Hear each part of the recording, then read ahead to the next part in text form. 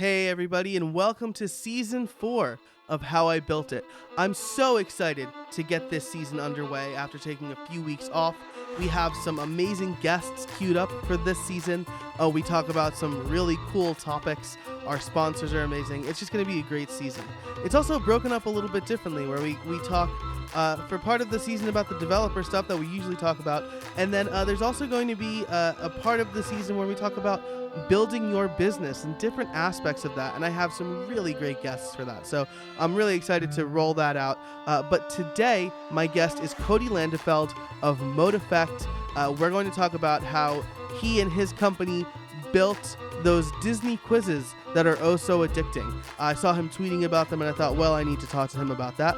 So we talk about that and working with enterprise level clients like Disney, and of course e-commerce, because e-commerce is really their wheelhouse over there at Effect. So before we get into the interview, I want to tell you about our amazing season-long sponsors, and then we'll jump right into it. This season of How I Built It is brought to you by two fantastic sponsors.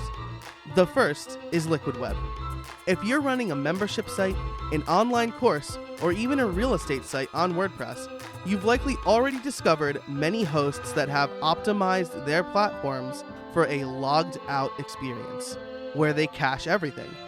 Sites on their hardware are great for your sales and landing pages, but struggle when your users start logging in. At that point, your site is as slow as if you were on $3 hosting. Liquid Web built their managed WordPress platform optimized for sites that want speed and performance, regardless of whether a customer is logged in or logged out. Trust me on this, I've tried it out and it's fast. Seriously fast. Now, with their single site plan, Liquid Web is a no-brainer for anyone whose site is actually part of their business and not just a site promoting their business. Check out the rest of the features on their platform by visiting them at buildpodcast.net/liquidweb. That's buildpodcast.net/liquidweb. It's also brought to you by Jilt. Jilt is the easiest way to recover abandoned shopping carts on WooCommerce, Easy Digital Downloads, and Shopify. Your e-commerce clients could be leaving literally thousands of dollars on the table, and here's why. 70% of all shopping carts are abandoned prior to checkout. Yes, you heard that right. 70% of shoppers never make it to checkout. And that's why you need to introduce your clients to Jilt. Jilt uses proven recovery tactics to rescue that lost revenue. It's an easy win that lets you boost your client's revenue by as much as 15%, and it only takes 15 minutes of your time to set up. Jilt fully integrates with WooCommerce, EDD, and Shopify, and you can completely customize the recovery emails that Jilt sends to match your client's branding using its powerful drag-and-drop editor, or by digging into the HTML and CSS. Even better, Jilt's fair pricing means your clients pay only for the customers they actually engage, and you get to earn a cut of that through Jilt's partner program. Whether you have clients that process 1 sale per month or 10,000 sales per month, be the hero and help them supercharge their revenue with Jilt. Check them out at buildpodcast.net/Jilt. That's buildpodcast.net/JILT. Hey everybody, welcome to another episode of How I Built It, the podcast that asks, how did you build that? Today, my guest is Cody Landefeld of Effect. Cody, how are you today? I'm doing fantastic, Joseph. How are you? I am wonderful. As we record this, it's a very cool August day here on the East Coast after horrible heat. So I'm very happy right now. You are out in Arizona. I assume it's just horrible heat most of the time there. It's always a dry heat though. Yeah. I can't complain too much. Yeah, that's right. Here it's like a humid, oppressive heat that then has to be followed by terrible rainstorms. Yeah, can't relate. Yeah. Well, that's good. So today I saw you tweeting about this and I had to talk to you about it because I take these. You guys at Effect recently did a Disney quiz kind of engine for Disney. Is that right? Yes, that's correct. That's awesome. So I take those quizzes regularly, and I'm happy to talk to the people behind it. So maybe first you could tell us a little bit about who you are and what you guys do, and then we can get into this specific project. Sound good? Yeah, sounds great. And yeah, so Cody Landefeld, co-founder of Mode Effect. We have been an agency for, this is our 7th year, and we primarily work on mission critical WordPress sites and e-commerce sites. We really help with business owners helping to scale their WooCommerce site or e-commerce site and utilizing WordPress. So yeah, it's pretty much in a nutshell what we do. Gotcha. And that's since your inception, at least 7 years ago, has always been kind of not a controversy, but it's been a sticking point, right? Like, can WordPress scale? Is it ready for enterprise, mission critical websites? So, and you've built a business around this, so I'm going to say yes. And what are some of the things that you do, generally speaking, to kind of help combat that mindset? Yeah, that's a good question. So ideally, we don't want to entertain anybody who needs to be convinced, right? Like we don't want to get on a conversation that somebody's trying to figure out if they need what we provide. Hopefully, it's always a conversation with somebody who actually needs the service that we provide and values that. So, yeah, I mean, obviously, like you said, there's so many businesses and so many use cases where there's an opportunity and just a liking towards WordPress to see that as the best possible vehicle to scale whatever they're trying to do with, whether it's an e-commerce store or a large scale publishing site. There's a lot of lessons we've learned and a lot of solutions we put in place to be able to really help WordPress scale in both those cases. Yeah, that's a really great point. I like what you said. We don't want anybody who needs to be convinced, because I liken it to a lot of people are like, what do you think about people using Squarespace or Wix instead of WordPress? And I say, if that works for them, that's fine. They don't see the value in hiring me to do a WordPress site. And it's kind of the same thing as like letting your kids make their own mistakes, right? Like you could be like, hey, don't do that. But they're not going to know until they do it that they shouldn't have done it before. I kind of think of those as the same thing. They're not going to see the value in what you're doing until they know they need that value. Yeah, no, that always comes up with those entry level software, even a WordPress.com. You get people who are weighing the value of going with such an easy out of the box solution. And it's just clear. It's like, yeah, I mean, you're probably just not ready for realizing that. And it's the same in the e-commerce space. I just got back from an e-commerce conference in Austin, Texas, and the whole room was Shopify or die. And everybody's like, I can't even understand why you'd use WooCommerce, because they just don't realize that there's such an aversion to technology. And then you get in conversation with other people and they're fully convinced that they're just going to save tons of money and do so many key things only using WooCommerce. So same thing. Yeah, absolutely. And it's just not to belabor this point, because I do want to talk about the Disney quiz, but I had a very similar conversation with somebody recently where I have a Patreon for this show, and somebody asked why I wasn't using GiveWP. And it's like, it's kind of the same thing, right? Like you understand what you need. I'm not ready to spend the time and infrastructure to set up a GiveWP account. I'm very willing to give 5% of the nobody who's pledging to my podcast on Patreon. When I get to a point where I have the audience I want, I'll probably move to GiveWP, but it's the person you're providing the service for needs to be ready for it. You can't just be like, never use Shopify or never use WooCommerce, right? Like that's how you turn people off. So cool. So let's get into this Disney quiz engine. Maybe we can talk as much as you can, considering kind of the client confidentiality stuff, how this project came about and how you guys ended up doing the project. Yeah, so I appreciate that concern. It's tricky when you work with those types of clients that are in that very unique group. In this case specifically, it's been a while, and it was, interestingly enough, this was a one-off opportunity, so we really weren't bound to any particular, gag order. And we've done multiple projects for other groups at Disney since then, and we can't, obviously those aren't on our portfolio. So yeah, Yeah, so absolutely. So the way this opportunity came about was I have a good friend who goes by the name of Jason Tucker. He does the WP water cooler. Quick shout out to Water Cooler. I'll link it He, in the show notes. oh yeah, there we go.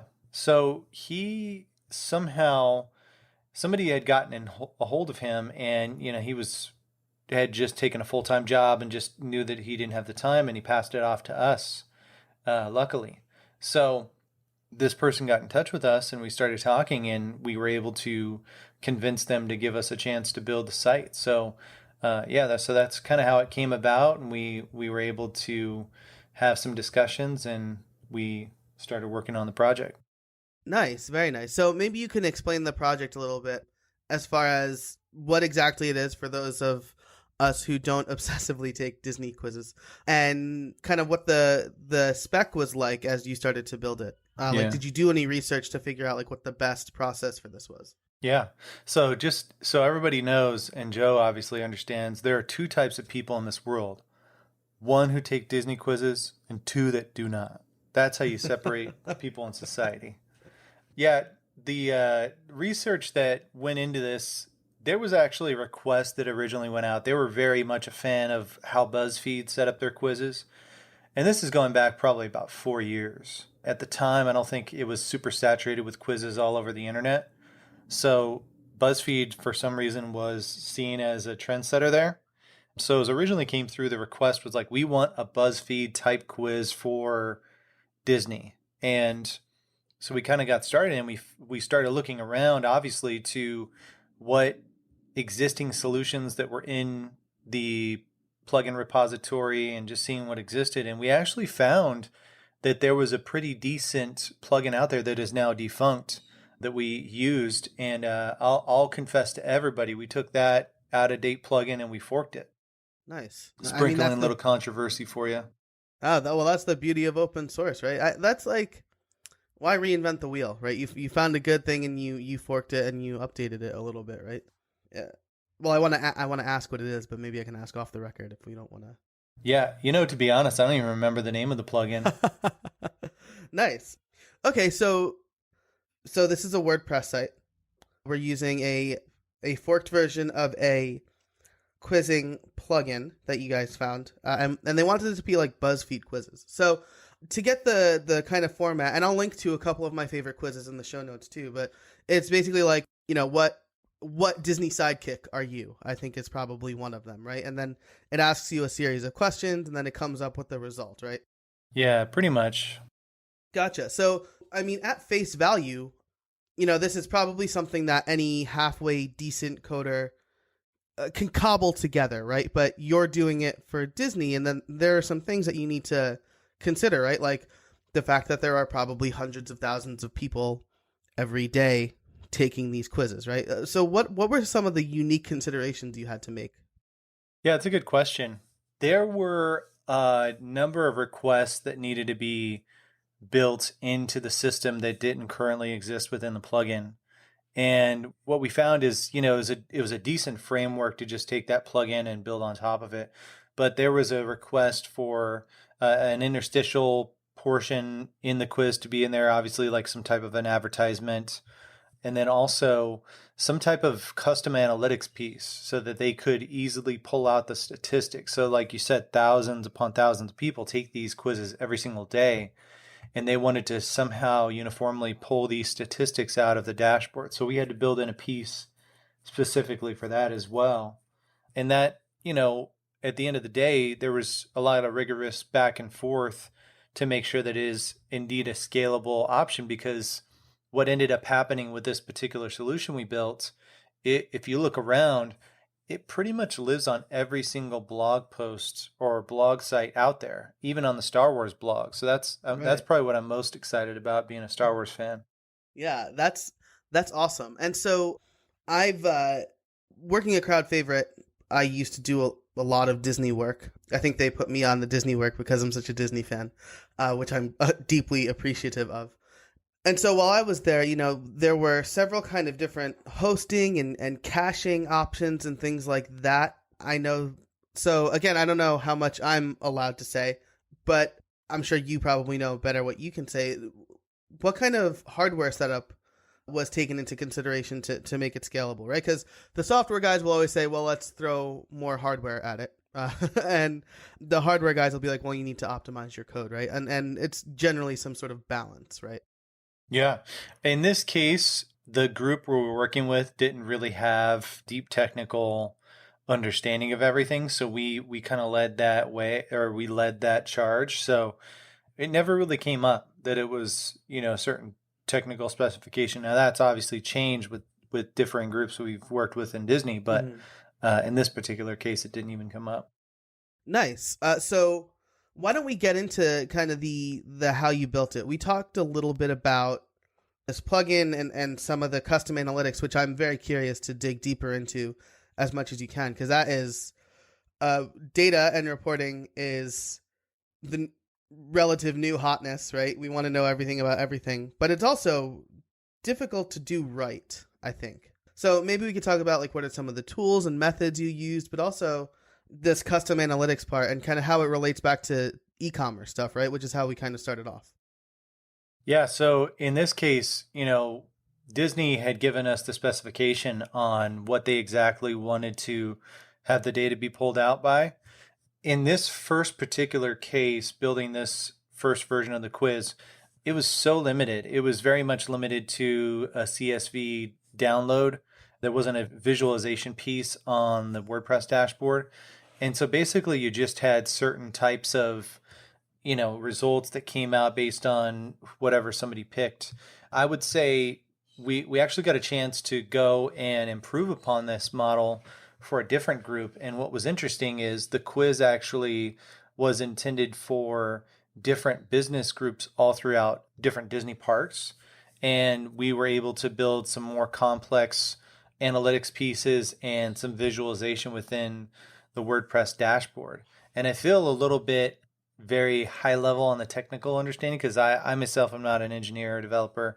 So the developer on our side, I'm feeling a little bummed I didn't invite him to kind of speak into this, but a lot of it just came down to, again, that CSV analytic reveal of obviously for which answer was the most popular at its first version, and then eventually it became something where they had such granular data, which was saying, which particular business unit responded to a request, and then actually what type of role they had. So they were able to have data so granular as to, what particular groups or what particular departments and different roles inside of those departments liked certain answers in these quizzes. So they had a really, really big set of data that they had accessible with the second and third versions of that quiz. Hey everybody, I want to take a moment here to tell you about Event Espresso. If you need an excellent event management system for your WordPress site, look no further than Event Espresso. The out-of-the-box event registration and ticketing plugin for WordPress is now powering over 40,000 event websites, $100 million in ticket sales per year. If you need a stable, well-built, and highly supported event ticketing platform for your WordPress website, look no further than Event Espresso. They're a great supporter of the show. They make an incredible product. You can check them out over at buildpodcast.net/events. That's buildpodcast.net/events. Now, back to the show. Nice. That's awesome. So maybe we could talk about then I'm really interested in the requirements aspect of this too, right? Because putting a quiz together, I guess, like how would you put a quiz together on the back end, right? Because you have these Facebook applications, that you just click on and it's totally random, right? I got what Game of Thrones character are you most like? And it was just like compared my picture and it said I was Littlefinger, which is preposterous. And then you have these kind of smarter quizzes that take your answers and match you up with a possible best answer. So what does that kind of look like on the back end? Yeah, so obviously, if memory serves, it's been a little while since I looked at it, and I should have looked at it again. It was definitely all put together in some type of what is that, like a conditional, some type of a conditional format. So if this gets answered, then obviously these two particular answers become available. So basically, just a lot of the bulk of the work was just putting together all of those particular answers, or what particular answers that could be based on somebody's previous answer.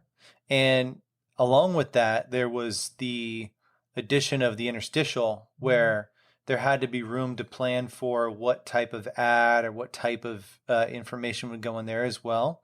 If memory serves, I believe that we even built an add-on for Gravity Forms to be involved with this, because eventually there was a form element that really needed to be involved with the feedback piece, specifically with second and third versions of this. So we actually built in that, and that's, where some of the conditional pieces got a lot more complex as well.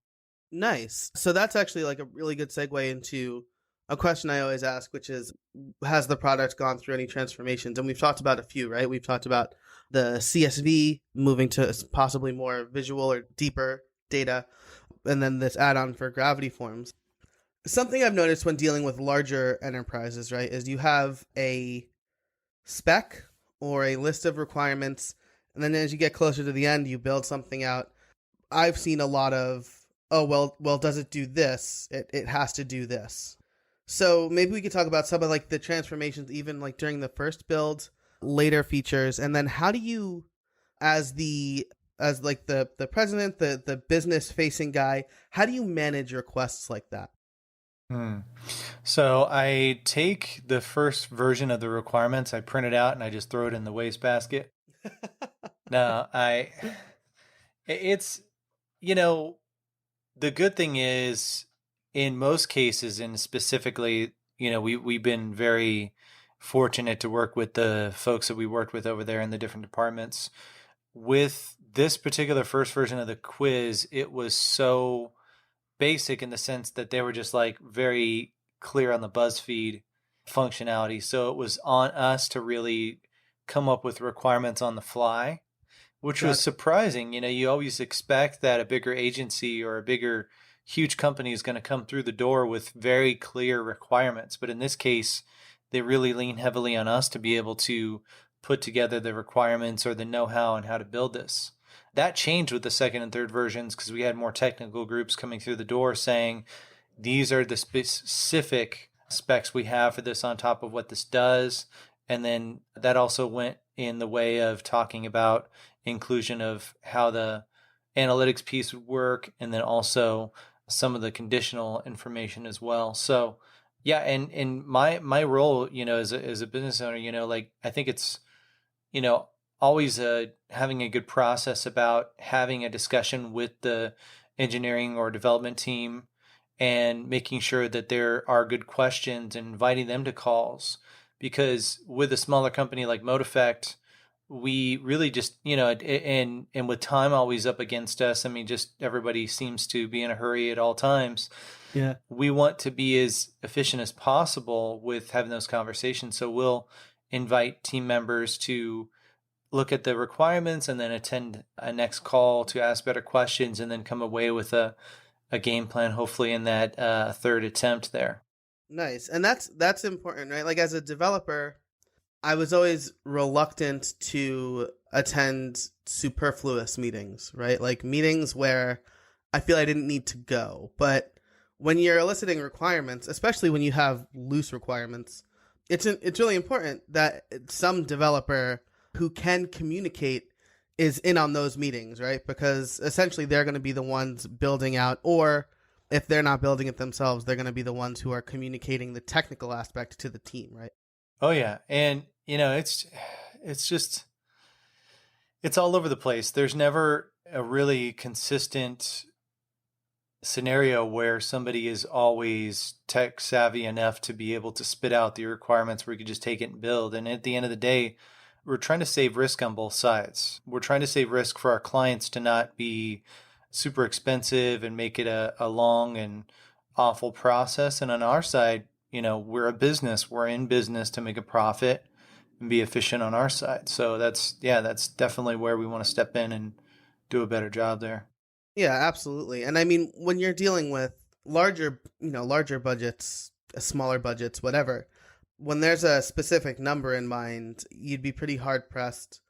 As a freelancer, I should say, it's always been very hard for people to go back to the client and say like, "Hey, this is going to cost more than we thought it would."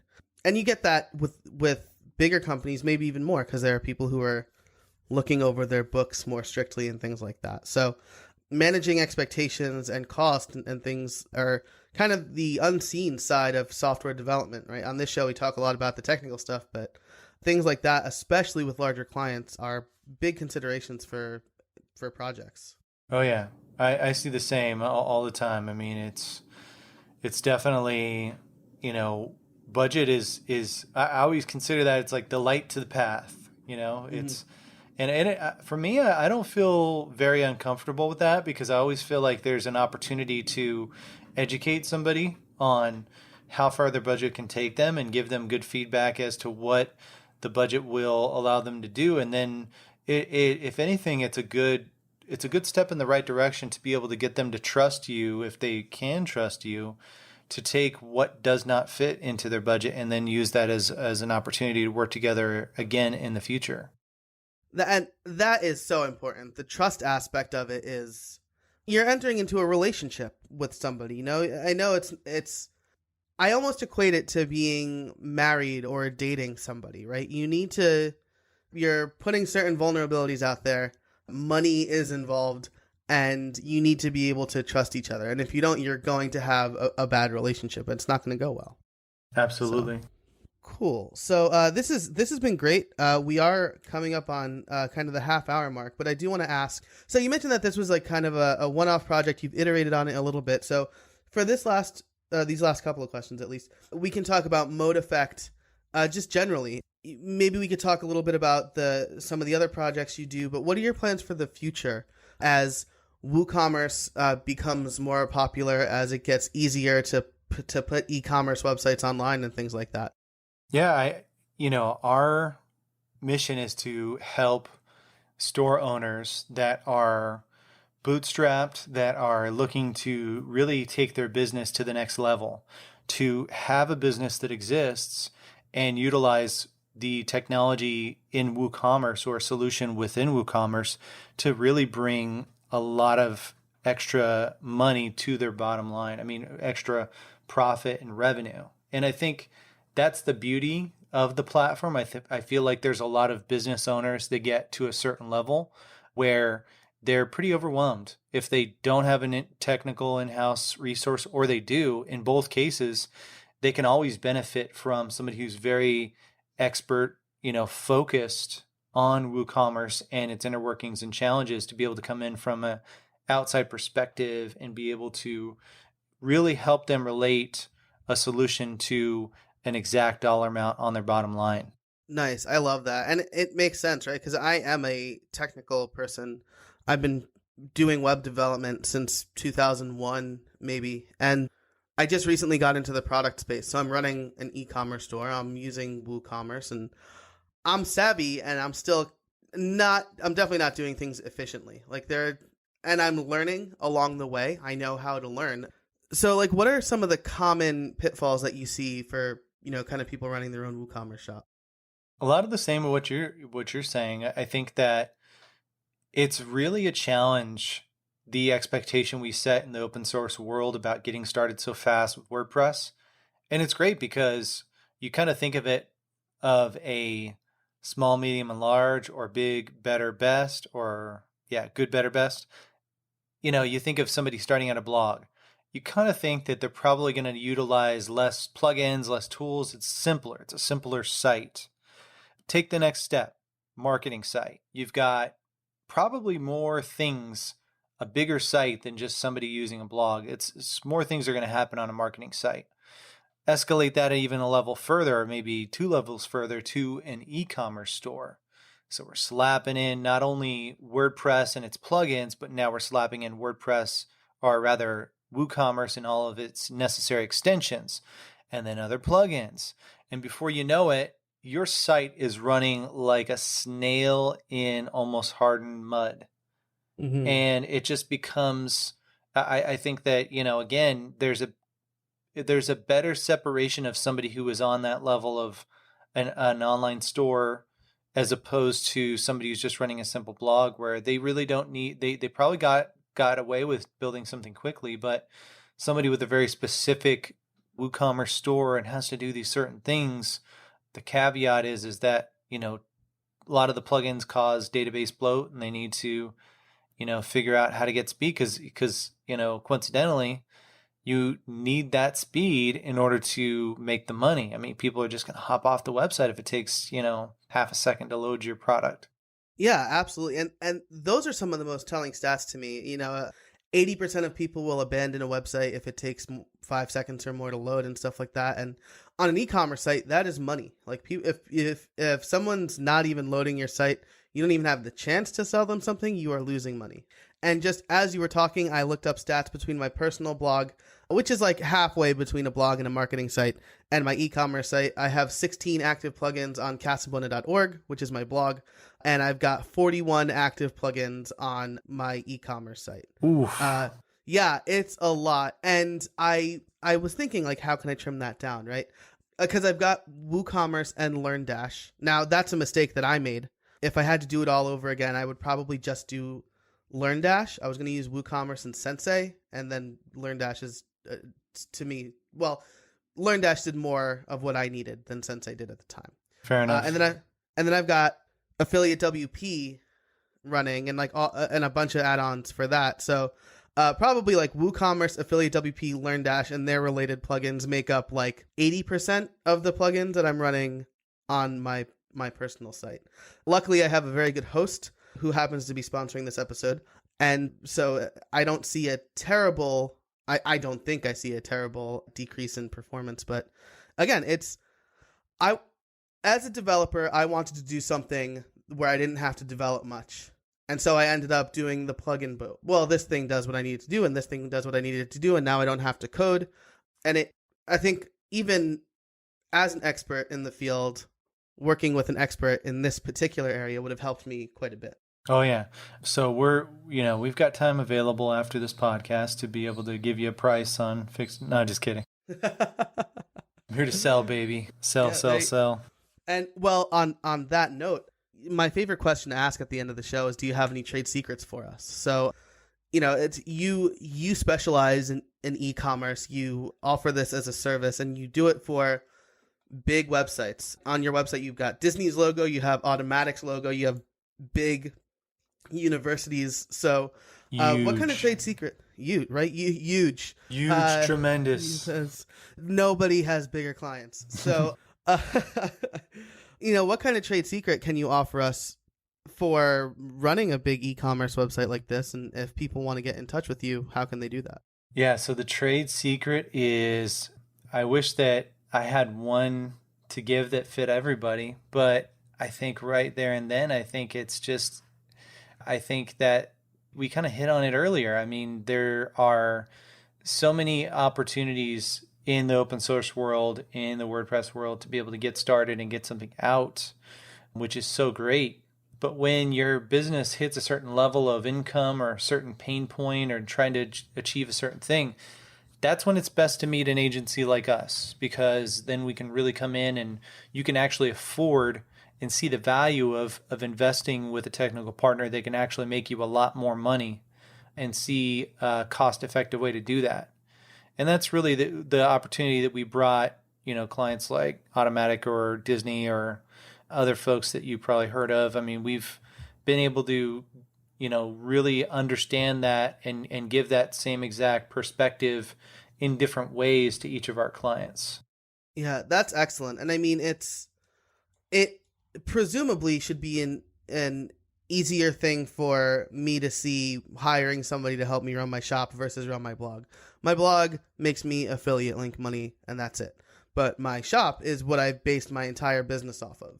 So if I can hire somebody to help me make more money, that should be a no-brainer for me, assuming I have that money in the bank, right? And that's certainly a great way to reinvest in your business and see good return on that investment.